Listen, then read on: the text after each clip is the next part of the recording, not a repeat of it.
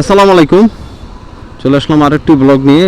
এই রাস্তার দেখছেন কি অবস্থা, মানে ওই যে ব্লগগুলো করতেছি সব মেঘের মধ্যে পড়ে যেতেছে। যেটা হইতাছে আমি যতই চেষ্টা করি আমার বাইকটার একটু ধুইয়া মুইয়া রাখার, কিন্তু পারতাছি না। সমস্যা হলো এটা। তো আসলে আরেকটি ব্লগ নিয়ে আপনাদের সামনে উপস্থিত হইলাম কি ব্লগটা চালু করলাম, ভিডিও শুরু করলাম।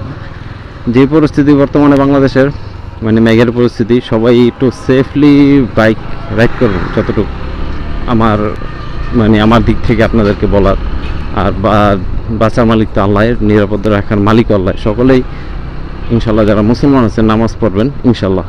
তো আমি একটু মিস্ত্রির কাছে আসছিলাম আমার ক্লাস প্লেটটা আসলে মানে নষ্ট হয়েছে কিনা এটা জানানোর জন্য। তো সে রাইড করলো, মোটামুটি চালাইলো, বললো না কিছু তো হয় না। কিন্তু আমার কাছে মনে হয় দুইজন লইলে আর কি উল্টাপাল্টা মানে 60 থেকে 70 উঠাইতে কষ্ট হয়ে যায়, যে এখানে 100 টান উঠতো এমনি অ্যাভেলেবেল।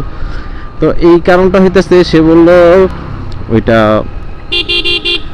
আসলে আবহাওয়ার কারণে হয়তো ইঞ্জিন হিট হইতে পারে, এমন না যে, কিন্তু ওদিনকার তো আবহাওয়া ছিল না। তারপর আমি এটা একটা ইঞ্জিন ক্লাস আমার মনে হইতেছে চেঞ্জ করা জরুরি। আমার আরও ডাক্তার আছে, আমি ওই ডাক্তার কাছে যাবো। এটা হচ্ছে এলাকায় আমি একটা আপাতত দেখালাম আসলে প্রবলেমটা কি তাকে জানান, যে কিন্তু সে দেখলো মোটামুটি ঠিক আছে, চলা যাবো, এখন এটাকে হাত দেওয়া যাবে না।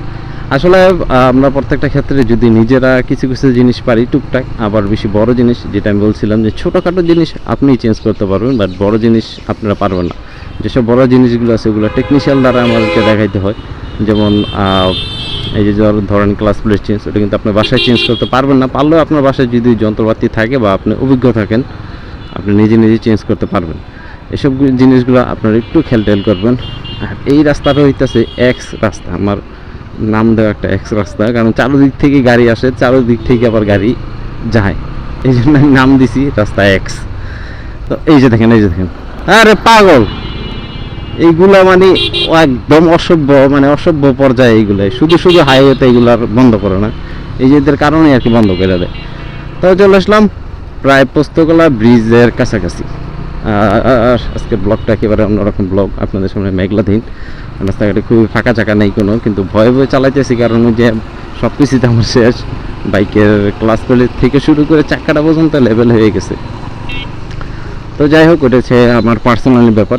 তারপর আপনাদের সাথে মাঝে মাঝে একটু শেয়ার করা লাগে। তো আজকে নতুন একটা জিনিস পাইলাম, কি নতুন না, ওটা আমি জানতাম আগেই, যে আবহাওয়ার কারণে কিন্তু ইঞ্জিনটা ওভারহিট হইতে পারে, এমন না যে না হওয়ার কিছুই নেই। তবে যাদের লিকুইড ইঞ্জিন তাদের সাবজেক্টটা একটু আলাদা, কারণ ওইটা যখন বাইকটা চলে তখন ওইটা মোবিলটাকে তারা ঠান্ডা করে লিকুইডের মাধ্যমে, মানে ওটার মধ্যে আলাদা একটা সেট থাকে, ইঞ্জিন সেট যেটা হয়তো অনেকেই মনে করেন যে লিকুইডটা আসলে কি।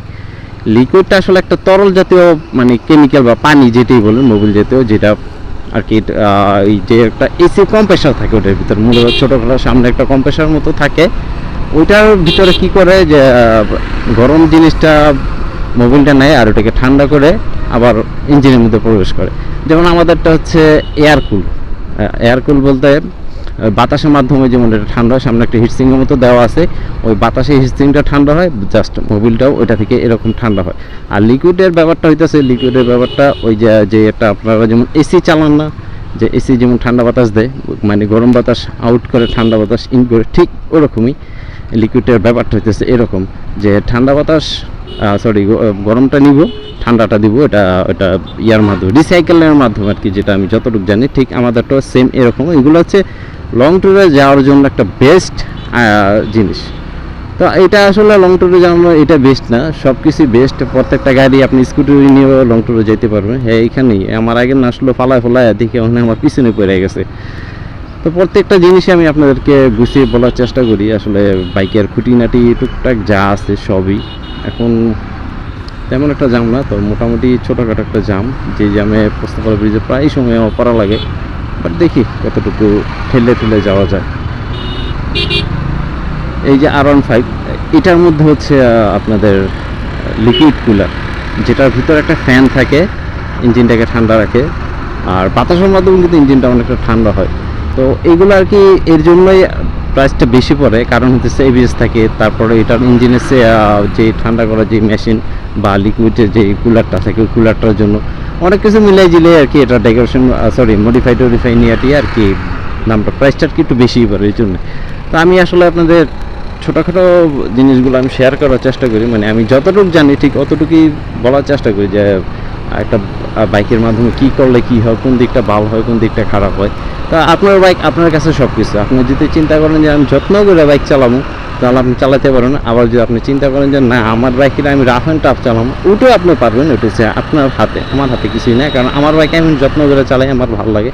আপনার বাইকে আপনি যত্ন করে চালাবেন আপনার ভালোর জন্য। আপনি যদি উল্টাপাল্টা চালান তাহলে তো দেখা গেছে বাইক আপনার কথা বলবো না, বলবো ঠিক আছে বাইক নেবেন চালাবেন সব কিছু ঠিক আছে, বাট কিন্তু ওরকম পারফরমেন্সটা পাইবেন না।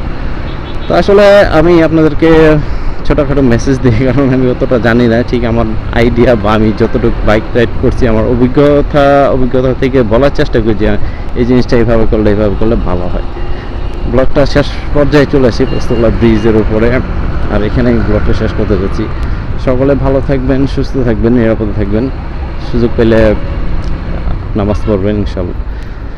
তো এখান থেকে বিদায় নিচ্ছি, দেখা হচ্ছে পরবর্তী যে কোনো নতুন ব্লগ নিয়ে আপনাদের সাথে। আল্লাহ হাফেজ।